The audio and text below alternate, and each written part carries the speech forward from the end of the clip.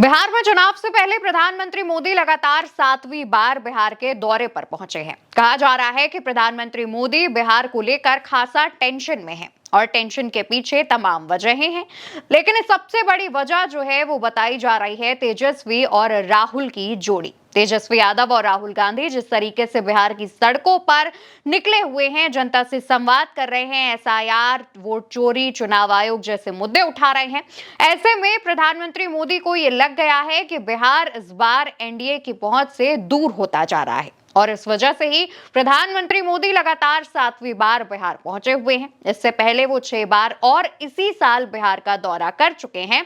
उनके दौरे पर सबसे पहले बात कर लेते हैं। 24 फरवरी को दोस्तों प्रधानमंत्री मोदी बिहार के भागलपुर पहुंचते हैं। 24 अप्रैल को मधुबनी पहुंचते हैं। 24 अप्रैल की तारीख बहुत ज्यादा महत्वपूर्ण इसलिए भी है क्योंकि 22 अप्रैल को पहलगाम में अटैक हुआ था।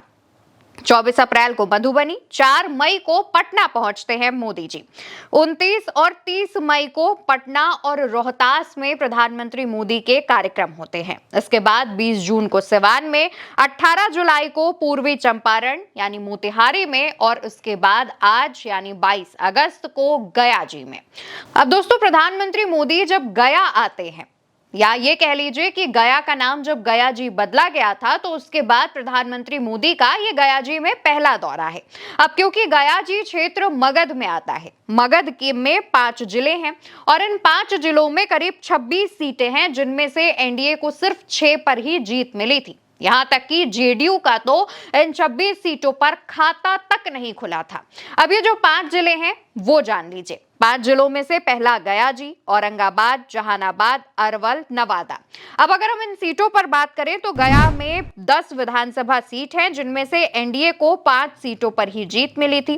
औरंगाबाद की 6 सीट में से 1 पर भी एनडीए का खाता नहीं खुला था। जहानाबाद की 3 सीट में से 1 भी सीट एनडीए के खाते में नहीं गई थी।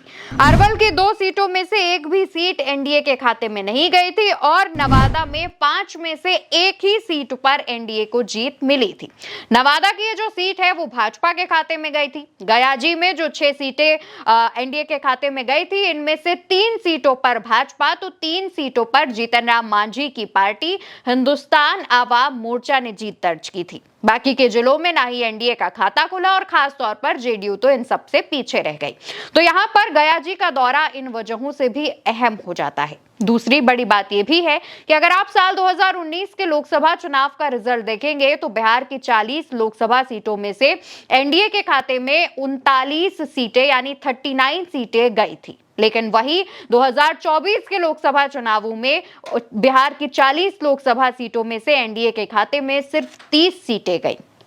यानी लोकसभा चुनाव में भी एनडीए का प्रदर्शन पिछले लोकसभा चुनाव के मुकाबले इस बार के लोकसभा चुनाव में बिगड़ गया था।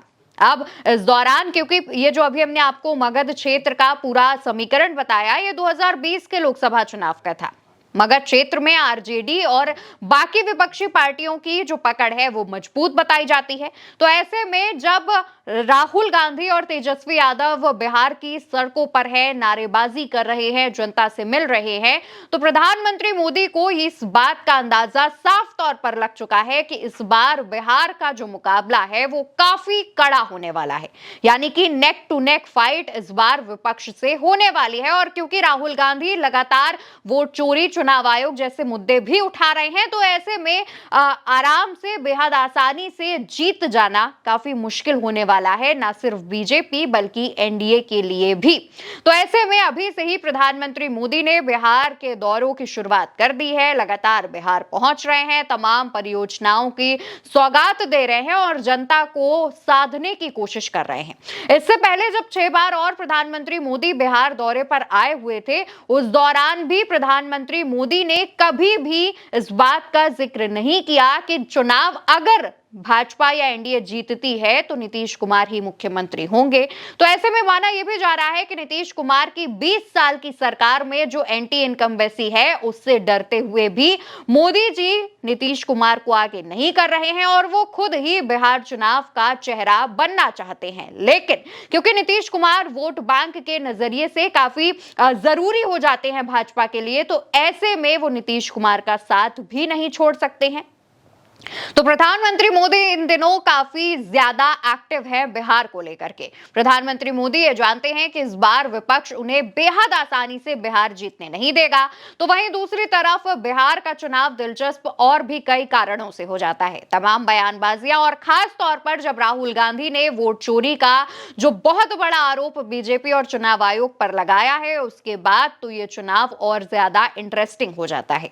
फिलहाल बिहार में एसआईआर की प्रक्रिया के बाद भी भाजपा और एनडीए के जो तमाम दल हैं उनसे जनता नाराज थी। 65 लाख लोगों के वोट काटे जाने की खबर थी, जिसके बाद से ही बिहार में जो आम जन है उनमें आक्रोश देखा जा रहा था। दूसरी तरफ लगातार सरकारी नौकरी, छात्रों के प्रदर्शन को लेकर के नीतीश सरकार भी घिरी हुई थी।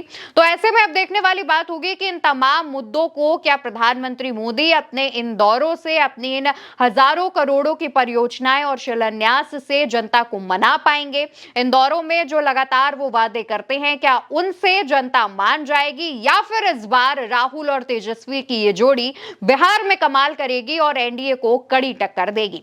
आपको क्या लगता है पिछले इन चुनावी समीकरणों पर? आप क्या सोचते हैं? कमेंट सेक्शन में बताना बिल्कुल मत भूलिएगा। वीडियो उल्टा चश्मा यूसी पर देख रहे हैं। मेरा नाम अवंतिका अवस्थी है। नमस्कार।